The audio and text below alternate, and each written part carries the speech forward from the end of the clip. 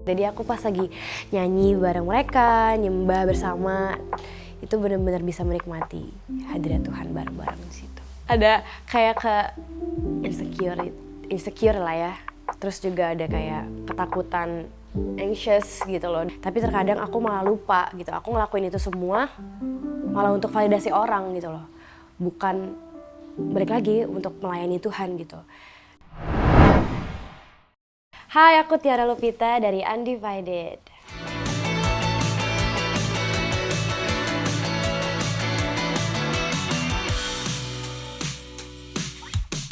Gimana kamu awalnya join ke Undivided? Oke. Gimana ceritanya? Awalnya join Undivided itu sebenarnya aku udah kenal beberapa orang anggotanya. Jadi waktu itu aku di reach out. Jadi emang aku sebelumnya tuh pernah pelayanan bareng sama, aku boleh nyebut mama nggak? Aku pernah pelayanan bareng sama Kak Patudu dan beberapa anggota-anggota di Undivided. Terus aku di reach out untuk kayak, boleh, mau nggak ikut pelayanan lagi untuk ngisi satu komunitas. Tapi lucunya sampai sekarang aku nggak pernah ngisi di komunitas itu.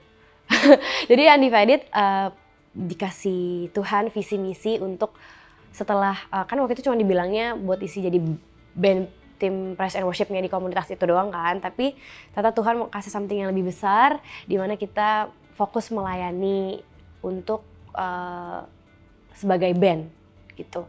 Jadi bisa create lagu, kita aktif di sosial media, terus kita ada live platform juga. Dan puji Tuhan waktu itu kan lagi waktu itu lagi pandemi dan Undivided itu emang terbentuknya pas lagi pandemi juga. Jadi ada satu momen kita pengen live di salah satu platform. Terus kita mikirnya gini, kita bikin platform aja yuk buat kita nyembah Tuhan bareng sama teman-teman online gitu. Jadi kita live di situ, puji Tuhan rame. Terus di situ Tuhan bawa naik Undivided sampai sekarang bisa melayani ke kota-kota, ke pulau-pulau gitu. Itu sih awalnya ya aku diundang aja sih, diajak gitu. Karena udah pernah pelayanan bareng. Kalau namanya sendiri tuh apa artinya? Terus nemu dari mana? Undivided. Waktu aku masuk sih udah ada namanya ya. Tapi Undivided itu kita punya pengertian yang ditanamkan kalau kita itu satu tubuh Kristus. Jadi kan emang Undivided itu interdenominasi ya. Gereja-gerejanya dari berbagai macam kalangan gereja. Jadinya setiap anggota itu interdenominasi. Makanya kita bilang gospel contemporary band yang interdenominasi. Yang Undivided itu adalah kita punya misi untuk mempersatukan satu tubuh Kristus dimanapun kita berada, dimanapun asal kita tetap satu tubuh Kristus yang kita tujuannya untuk memuliakan nama Tuhan. Itu Undivided. Berharapnya kita tidak terpisahkan dengan Tuhan Yesus Kristus sendiri gitu. Wow. Yes. Kalau dari beberapa kali ada music video ya, kan ada cover-cover bareng siapa gitu. Bener. Ada nggak dari kamu yang berkesan banget nih buat aku nih? Gitu. Bersama dengan Kak Regina Ivanova dan juga Kak Yesua Abraham.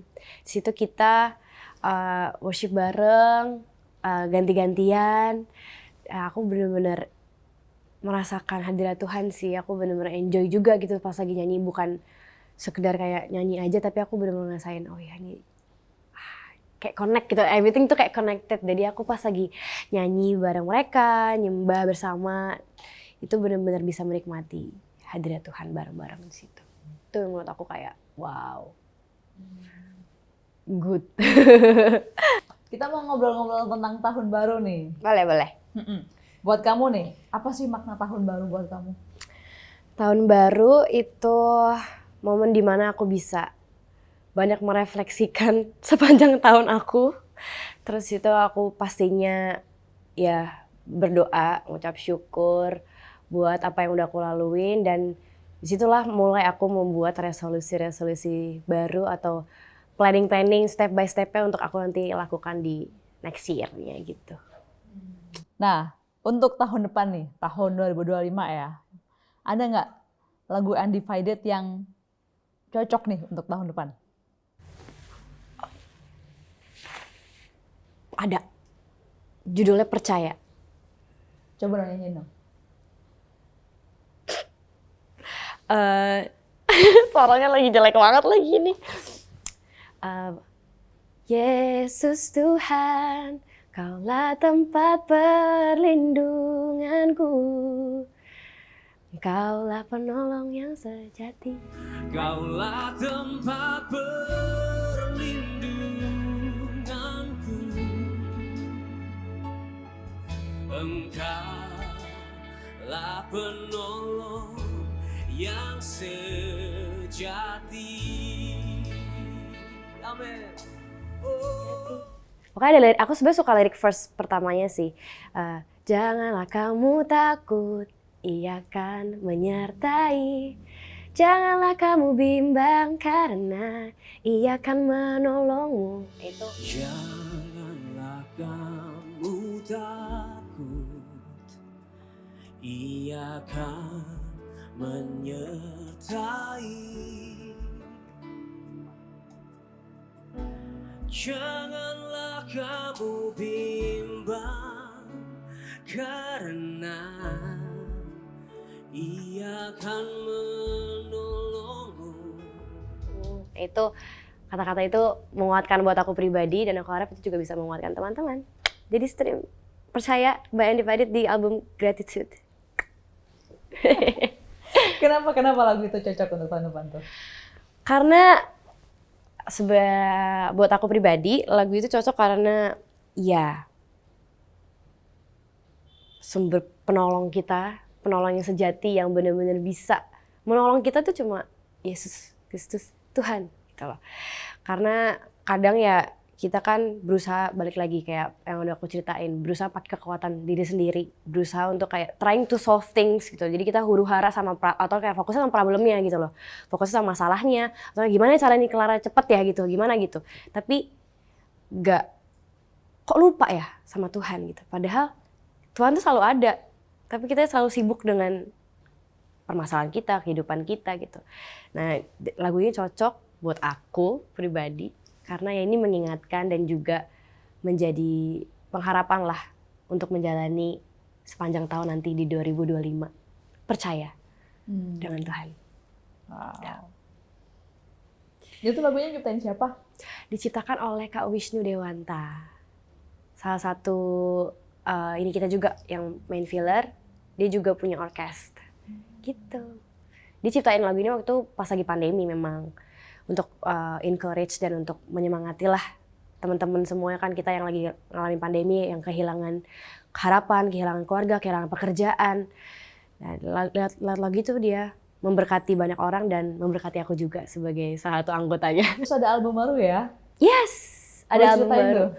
Ya, jadi Undivided ada album baru khusus Natal, Christmas EP, judulnya Berita Kesukaan.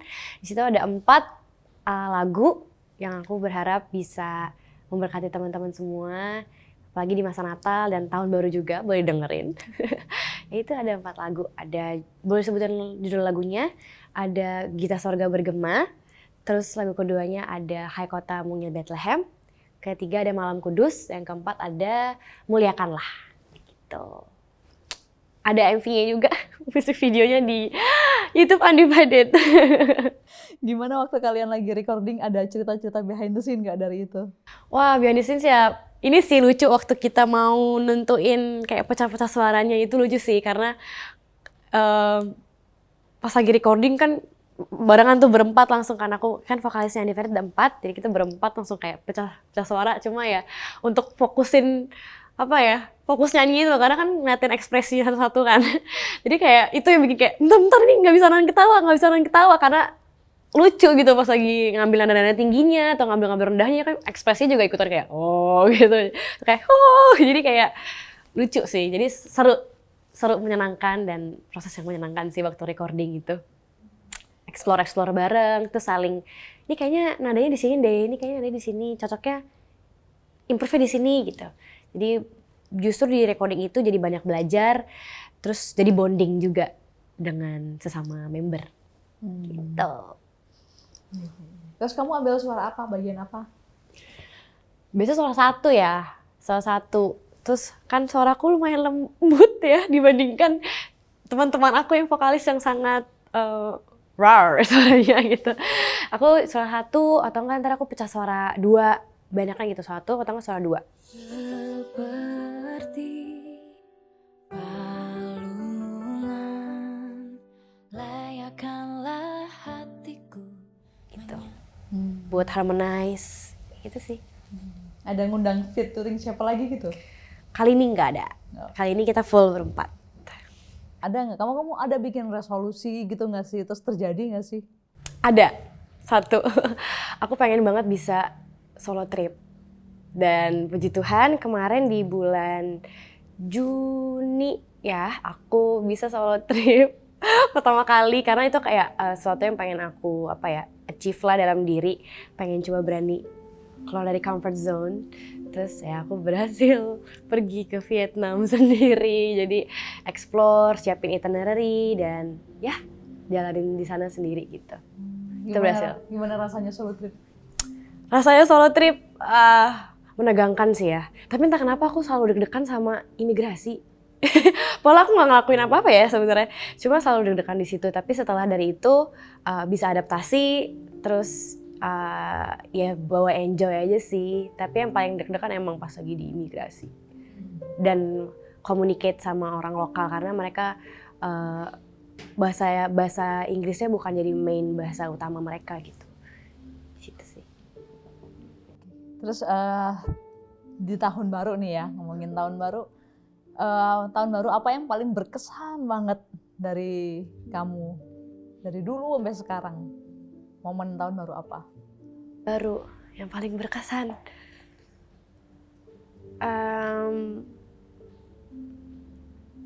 Waktu itu sih pernah, tapi dulu banget sih nggak apa Kak. Nggak apa-apa. Dulu banget tuh pernah kayak doa.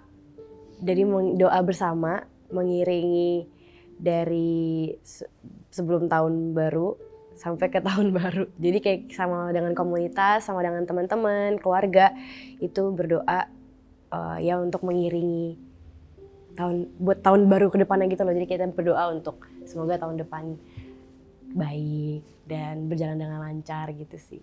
Itu yang menurut aku menarik karena kita bersama-sama bersatu berdoa dan ya nyembah Tuhan sama-sama. Jadi pas lagi masuk ke tahun baru hati damai, baru dengan sukacita karena kumpul bersama dengan keluarga juga dan sembah Tuhan bareng-bareng. Jadi Itu kamu selalu ada tradisi itu juga. Bersama dengan teman-teman ada, tapi sekarang ini udah jarang sih. Tapi itu ada satu momen yang emang aku inget sih dulu dari kecil. Gitu.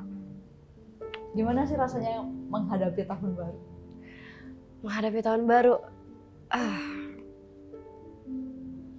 kadang ke pressure sama diri sendiri sih. Karena kan pasti diri sendiri mau pasang ekspektasi yang sebelumnya aku belum pernah capai. So aku udah pengen nih siapin ekspektasi itu buat aku bisa one day aku capai nih di tahun selanjutnya gitu kan. Jadi paling itu sih Kak yang ekspektasi diri sendiri itu sih yang jadi pressure kadang gitu.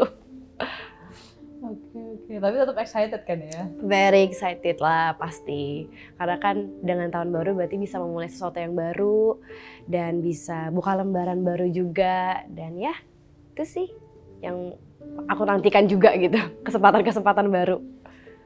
Apa yang bikin kamu excited untuk tahun depan nih khususnya?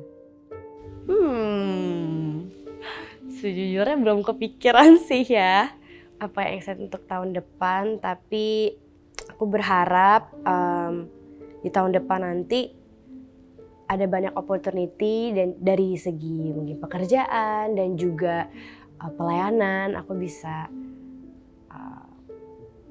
memuliakan nama Tuhan lebih lagi lewat apa yang aku kerjakan.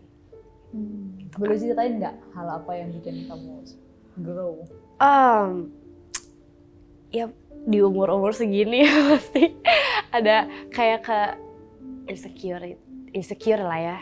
Terus juga ada kayak ketakutan, anxious gitu loh dengan apalagi kalau misalnya sebagai worship leader gitu di Undivided. Mau gak mau semua mata melihat gitu, semua mata memandang. Dan aku punya kayak men-set balik lagi ekspektasi dan demand yang tinggi buat diriku sendiri. Dan itu buat aku jadi pressure. Maksudnya oke, ini baik karena kan pengen aku jadi apa ya, bertumbuh, aku pengen aku bisa berikan yang terbaik. Tapi terkadang aku malah lupa gitu, aku ngelakuin itu semua malah untuk validasi orang gitu loh. Bukan balik lagi untuk melayani Tuhan gitu. Dan motivasi hati aku jadinya salah. Jadinya kayak, oh aku ngelakuin ini karena untuk bisa diterima. Aku ngelakuin ini untuk bisa dianggap aku worth it gitu loh. Tapi sebenarnya itu bukan yang Tuhan pengen dalam hidupku gitu loh. Apalagi dalam motivasi hati melayani gitu ya. Dan ya aku di situ jadi proses-proses itu loh Kak, transisinya untuk bisa balik mengkalibrasi hati untuk jangan punya motivasi yang salah ketika apalagi melayani dan melakukan pekerjaan-pekerjaan aspek apapun yang aku lakukan gitu. Yang bikin kamu insecure apa? Aduh, apa ya? Banyak banget lagi. Ya mungkin salah satunya mungkin kayak suara gitu misalnya, salah satu yang paling dekat sama aku. Karena aku nyanyi gitu. Aku tahu banget ada begitu banyak pelayan Tuhan yang suaranya itu jauh lebih bagus, suaranya jauh lebih terkontrol, stabil, apapun itulah, you name it. Dan aku rasa kayak ada momen-momen dimana ketika aku nggak bisa kayak give the best gitu rasanya, itu langsung kayak buat aku ciut gitu, kayak aduh kayaknya aku nggak layak deh, kayaknya aku nggak bisa nih gitu, kayak aku mampu ya mimpin lead worship gini, kayak aku nggak rohani banget gitu. Tapi ya itu sih salah satu faktor yang bisa bikin aku insecure terkadang gitu.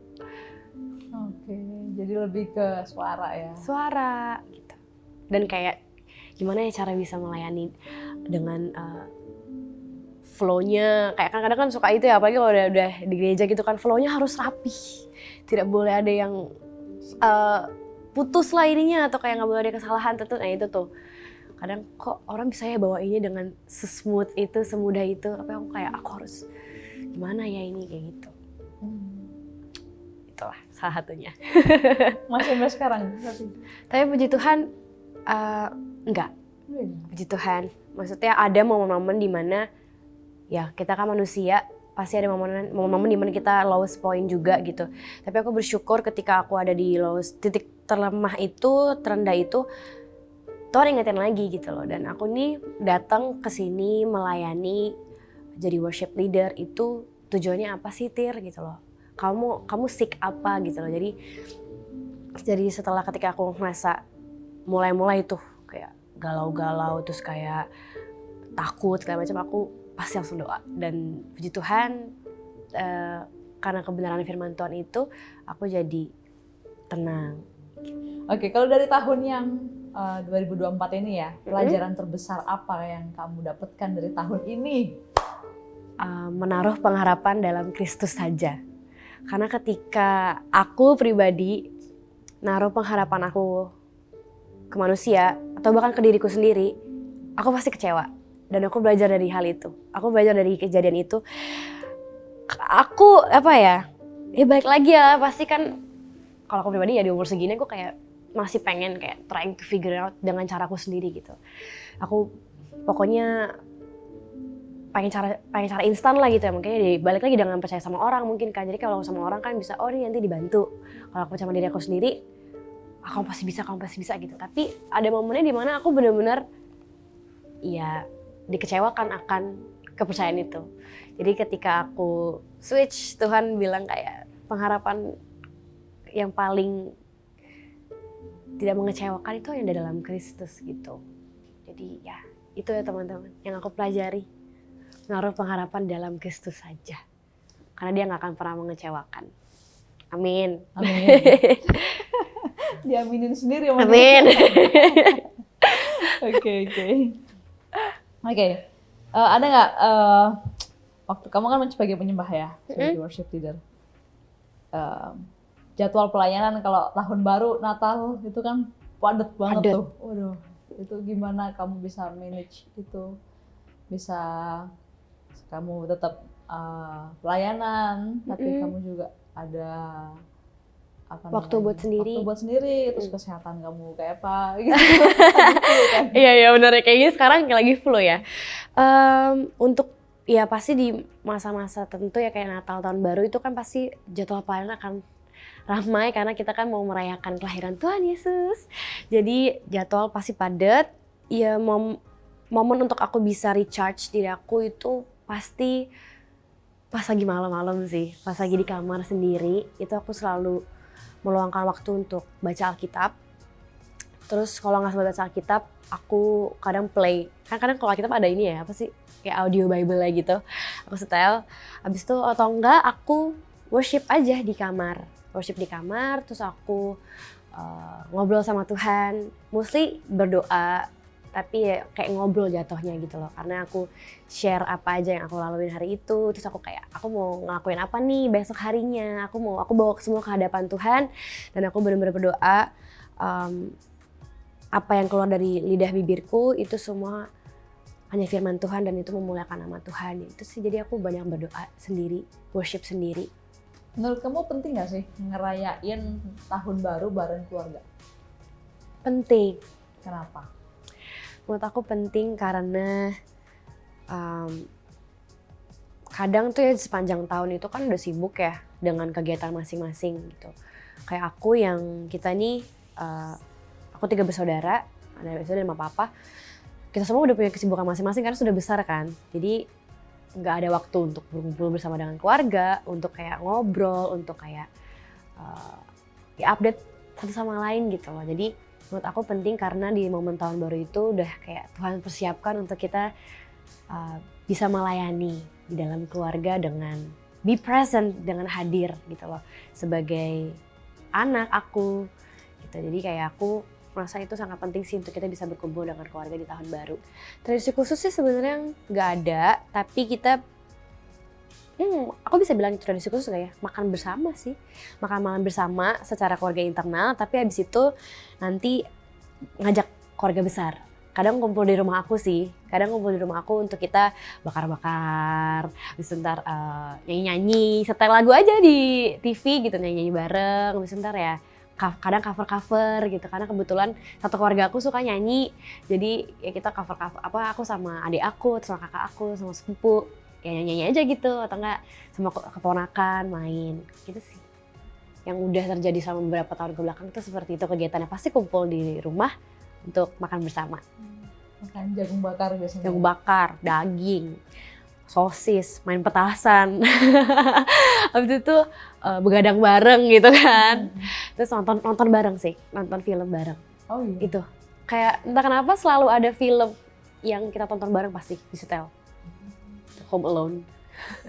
Itu udah kayak the OG film yang akan dipasang kalau bisa ngumpul bersama keluarga. Home Alone 1, 2, 3 di setel semua. 1, 2 atau 1, 2, 3 ya dia? 3 ya? Gitu. Itu sih pasti.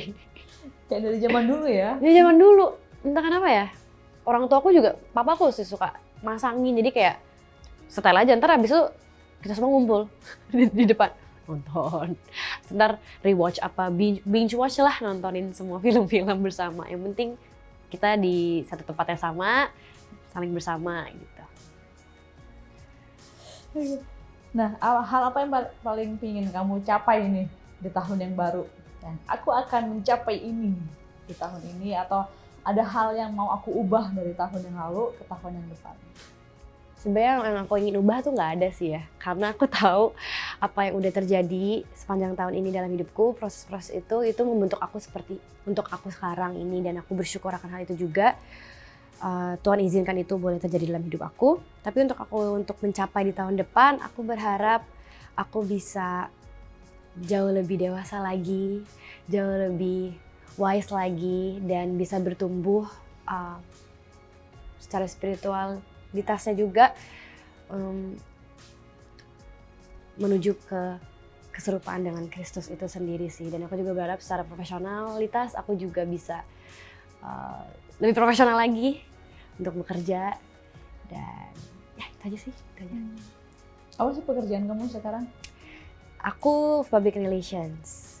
Aku jadi ngurusin merchandise, aku ngurusin juga legal documents, misalnya kayak apa ya, komunikasi internal eksternal juga Kayak gitu sih, ketemu vendor-vendor lebih banyak gitu. Soalnya kan public relations kerjanya banyak ya sebenarnya. Cuma aku jadi masih megang semua gitu.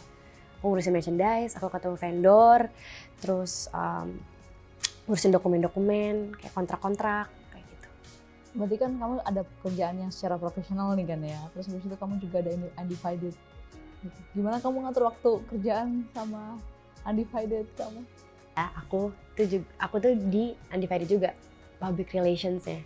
Jadi di depan aku as a vocalist, di belakang aku juga ngurusin legalnya, kayak misalnya kayak komunikasi adminnya juga aku megang. Terus misalnya kayak kemarin kita ngeluarin lagu gitu, aku ngurus tuh ke kayak publisher. Terus aku kontak-kontak untuk perizinan kayak gitu-gitu.